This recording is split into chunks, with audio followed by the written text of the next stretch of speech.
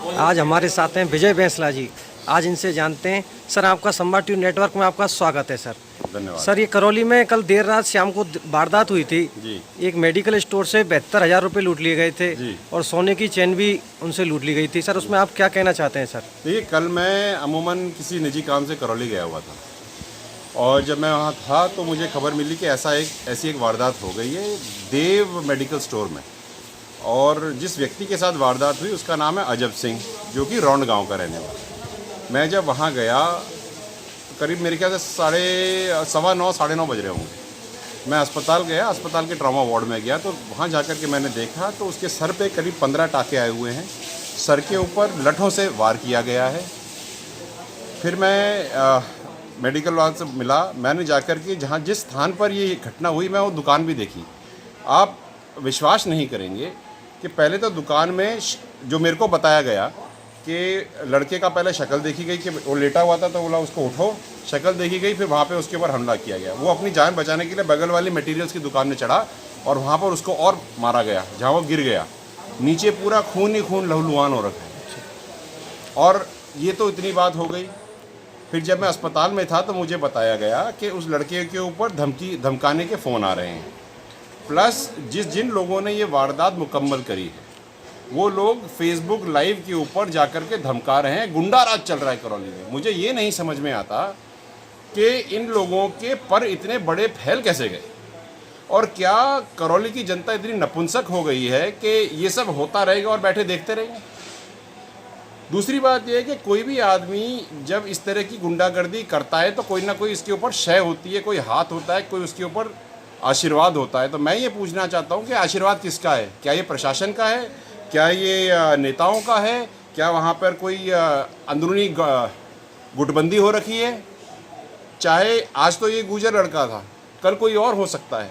रात के समय आप मानिए 8 बजे बाद लोग बाग दवाई लेने के लिए नहीं निकल पाते करौली में, क्योंकि उनको आशंका ये रहती है कि हमारे साथ कोई हादसा हो जाए। हमारी बहन है, हमारी बेटियाँ हैं, उनके साथ ये हादसा हो जाएगा तो क्या होगा? अब उसके सर पे 15 टाँके आए। अगर वो लट का एंगल अलग होता तो हो सकता है अजब सिंह हमारे साथ नहीं होता आज, तो एक घर का चिराग भी तो ख़त्म हो गया होता। कौन जिम्मेदार होगा इसका? मैं तो कह रहा हूँ और बहुत स्पष्ट तरीके से मैं कहता हूँ, मेरे को कहने में कोई लाग लपेट नहीं है। मेरा ये कहना है कि जग जाओ भाई। आज ये एक किस्सा है और इंटरेस्टिंगली जो मुझे पता चला, वैलिडेट कर लीजिएगा आप, कि कल ऐसे किस्से 3 हुए हैं।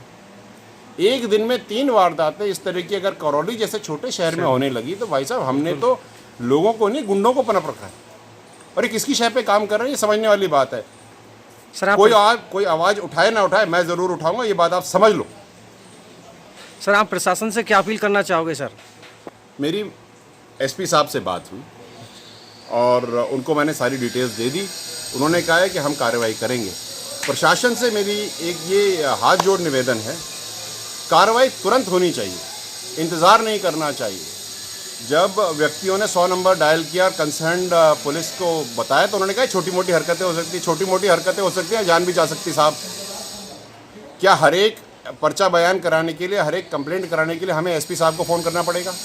मेरे हिसाब से इसमें से जातिवाद हटा करके इंसानियत देखनी चाहिए। और मैं कटाक्ष नहीं कर रहा, मैं सत्य कह रहा हूँ। हमको हर चीज़ को ये देखना चाहिए कि जिस बंदे को चोट लगी, जिसके ऊपर वारदात हो रही है, वो भी किसी का बच्चा है। और आज वो किसी का बच्चा है, कल आपका भी बच्चा हो सकता है, कल मैं भी हो सकता हूँ, कल आप भी हो सकते हो। किस किस के पास जागो?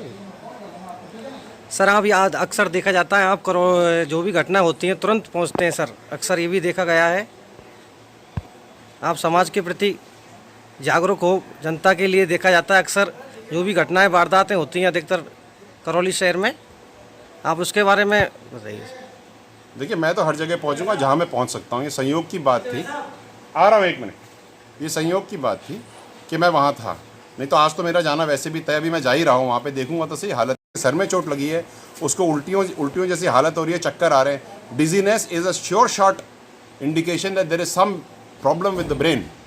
अगर ऐसा कुछ हो गया है, नर्वस इम्पल्स पे प्रॉब्लम आ गई है, तो अस्पताल का काम है ना उसको देखना, डिस्चार्ज करना थोड़ी है। क्या वहाँ के जो लोग बाग हैं, जितने भी हैं, मुझे तो पता नहीं कौन है, क्या उनके पास ऐसा क्या दबाव आ गया कि इसको डिस्चार्ज किया जाए? आप समझिए बात को। आई सी अ डिफरेंट थिंग। मुझे ऐसा लग रहा है कि करौली की जनता को इस तरह से डर की ज़िंदगी के अंदर बंद कर दिया जा रहा है कि वो अपनी आवाज़ ना उठाएं। लेकिन मैं एक बात सबको कहना चाहता हूँ, जो भी ये कार्य करवा रहे हैं और जो भी इसके पीछे जो शय है और जो माई बाप है इन सब चीज़ों के, उनको मैं ये कहना चाहता हूँ, चाहे वो किसी भी समाज से हों, चाहे मेरे ही समाज से हों, ऐसी नहीं चलेगी। अगर इस तरह का कार्य आप करते रहेंगे तो अगर करौली के लोगों ने उसी तरह का लठ उठा दिया तो सर ज़्यादा फटेंगे, 15 से ज़्यादा टाके आएंगे। मैं धमका नहीं रहा, मैं आगाह कर रहा हूँ, क्योंकि अगर किसी की बहन बेटी के साथ ये हो गया भाई साहब, वो चुप थोड़ी रहेगा।